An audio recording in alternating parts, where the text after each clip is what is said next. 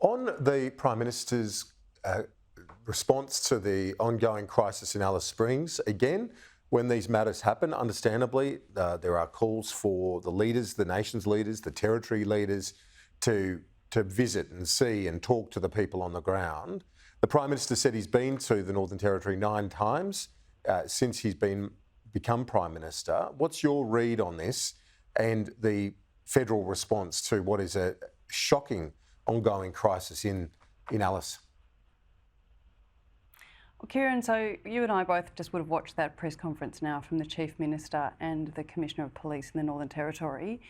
It is clear the situation is out of control and it is clear that they are desperate. The Chief Minister herself basically said, I'm open to all ideas, right?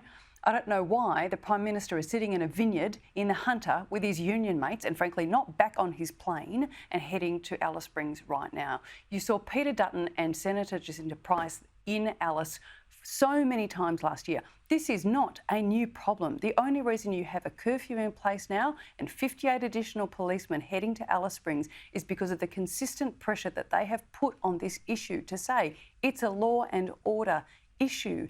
This week, we introduced into the House legislation that would have made it illegal to post on social media criminal activity done by young people and posted for fun. That, the larrikin driving of 200 kilometres an hour down a freeway happens in my electorate too.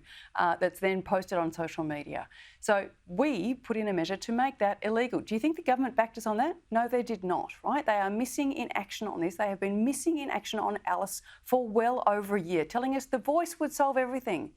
Well, the voice wasn't going to solve anything. The problem has been there for a long time and the Prime Minister needs to turn up. You could hear the desperation in their voices. We made this point when they rescinded the cashless debit card shortly after getting elected. We said this will cause untold damage in Indigenous lives and townships. And look at it, it is doing precisely as we suggested it would. They need to act. They need to act urgently. The Prime Minister needs to get into Alice Springs this weekend. Zoe McKenzie, thanks. Appreciate it. Talk to you soon. Thanks, Kieran.